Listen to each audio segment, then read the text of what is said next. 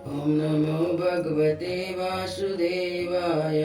ओम नमो भगवते वासुदेवाय। ओम नमो भगवते वासुदेवाय। ओम नमो भगवते वासुदेवाय। ओम नमो भगवते वासुदेवाय। श्री सुधा सागर प्रथम स्कंद अध्याय 6। नारद जी के पूर्व चरित्र का शेष भाग। सूत जी कहते हैं, सौनक जी देवर्षि नारद के जन्म और साधन की बात सुनकर सत्यवती नंदन भगवान श्री व्यास जी ने उनसे फिर यह प्रश्न किया। व्यास जी ने पूछा, नारद जी, जब आपको ज्ञानोपदेश करने वाले महात्मागण चले गए तब आपने क्या किया? उस समय तो आपकी अवस्था बहुत छोटी थी।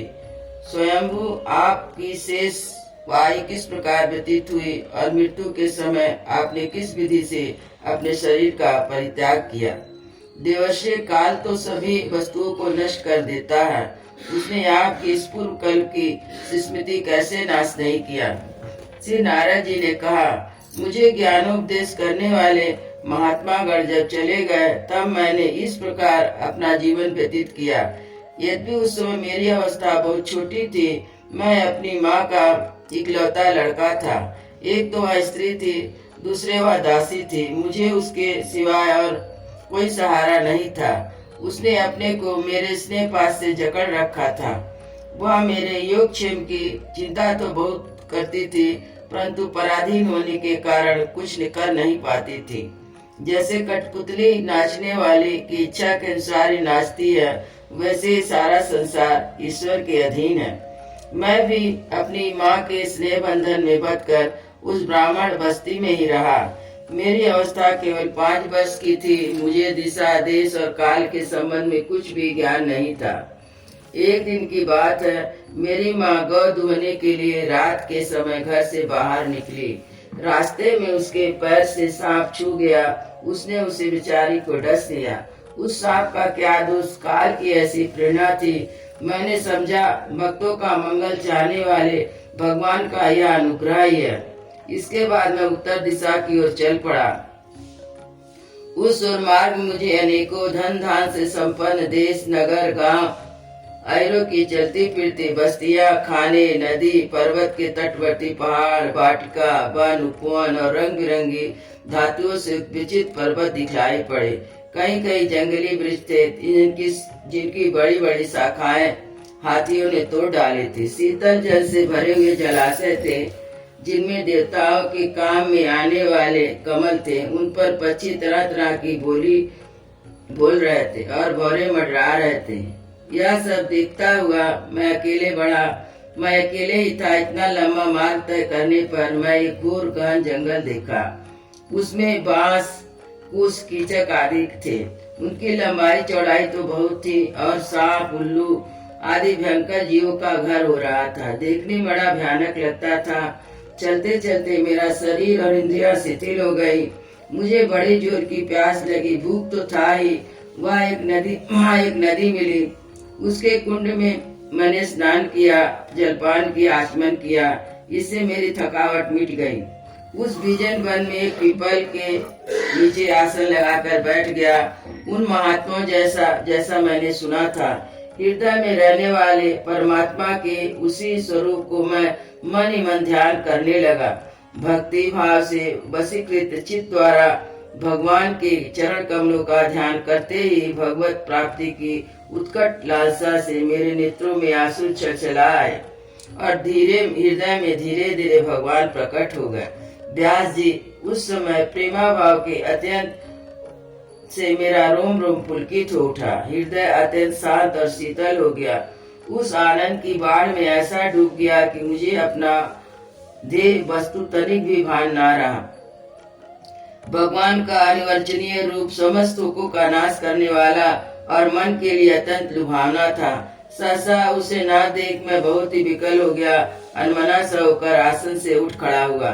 मैंने उस स्वरूप का दर्शन फिर करना चाहा, किंतु मन को हृदय में समाहित करके बार बार दर्शन करने की चेष्टा करने पर भी मैं उसे नहीं देख सका। मैं के समान आतुर हो उठा। इस प्रकार निर्जन वन में मुझे प्रयत्न करते देख स्वयं भगवान ने, जो वाणी के विषय नहीं है, बड़ी गंभीर और मधुर वाणी से मेरे शोक को शांत करते हुए कहा, खेद है कि इस जन्म में तुम मेरे को दर्शन नहीं कर सकोगे। जिनकी वासनाएं पूर्ण शांत नहीं हो गई, उन अधकचरे योगियों को मेरा दर्शन अत्यंत दुर्लभ है। बालक, तुम्हारे हृदय में मुझे प्राप्त करने की लालसा जागृत करने के लिए मैंने एक बार तुम्हें अपने रूप की झलक दिखाई है। मुझे प्राप्त करने की आकांक्षा से युक्त साधक धीरे धीरे हृदय की संपूर्ण वासनाओं का भली भांति त्याग कर देता है। अल्पकालीन संत सेवा से तुम्हारी चित्त वृत्ति मुझ में स्थिर हो गई है। अब तुम इस प्राकृत मलिन शरीर को छोड़कर मेरे पार्षद हो जाओगे। मुझे प्राप्त करने का तुम्हारा यह दृढ़ निश्चय कभी किसी प्रकार नहीं टूटेगा। समस्त सृष्टि का प्रलय हो जाने पर भी मेरी कृपा से तुम मेरी स्मृति बनी रहेगी। आकाश के समान अव्यक्त सर्वशक्तिमान परमात्मा इतना कहकर चुप हो गए। उनकी इस कृपा में अनुभव करके मैंने श्रेष्ठ से भी श्रेष्ठ भगवान को सिर झुकाकर प्रणाम किया। तभी से मैं लज्जा संकोच छोड़कर भगवान के अत्यंत रहस्यमय और मंगलमय मधुर नामों और लीलाओं का कीर्तन स्मरण करने लगा। अब मैं आनंद से काल की प्रतीक्षा करता हुआ पृथ्वी पर विचरने लगा। व्यास जी, इस प्रकार भगवान की कृपा से मेरा हृदय शुद्ध हो गया और आसक्ति मिट गई और मैं श्री कृष्ण पारायण हो गया। कुछ समय बाद जैसे एकाएक बिजली कौट जाती, वैसे ही अपने समय पर मेरी मृत्यु आ गई। मुझे शुद्ध भागवत पार्षद शरीर प्राप्त होने का अवसर आने पर प्रारब्ध समाप्त हो जाने के कारण पंच भौतिक शरीर नष्ट हो गया। कल्प के अंत में जिस समय भगवान नारायण प्रलयकालीन समुद्र के जल में शयन करते हैं, उस समय उनके हृदय में शयन करने की इच्छा से इस सारी सृष्टि को समेटकर ब्रह्मा जी जब प्रवेश करने लगे, तब उनके श्वास के साथ मैं भी उनके हृदय में प्रवेश कर गया। 1 सहस्त्र चतुर्युगी बीत जाने पर जब ब्रह्मा जागे, उन्होंने सृष्टि करने की इच्छा की, तब उनकी इंद्रियों से मारीची आदि ऋषियों के साथ मैं भी प्रकट हो गया।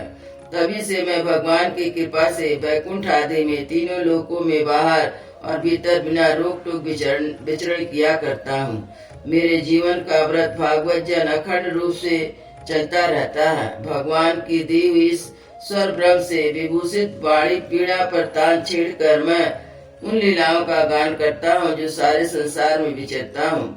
और जब मैं इनकी लीलाओं का गान करने लगता हूँ, तब ये प्रभु जिनके चरण कमल समस्त तीर्थों के उद्गम स्थान है और जिनका यशो गान मुझे बहुत ही प्रिय लगता है, बुलाए हुए की भांति तुरंत मेरे हृदय में आकर दर्शन दे देते हैं। जिन लोगों का चित्त निरंतर विषय भोगों की कामना से आतुर रहता है, उनके लिए भगवान की लीलाओं का कीर्तन और संसार सागर से पार जाने का जहाज है।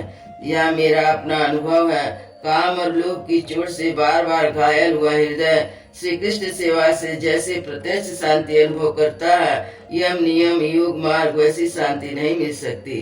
व्यास जी, आप निष्पाप है। आपने मुझे जो कुछ पूछा वह सब मैंने अपने जन्म और साधन का रहस्य तथा आपकी आत्मतुष्टि का उपाय मैंने बतला दिया। सूत जी कहते हैं, सौनक आदि ऋषियों ने देवर्षि नारद ने व्यास जी से इस प्रकार कहकर जाने की अनुमति ली और बीड़ा बजाते हुए विचरण करने के लिए चल पड़े।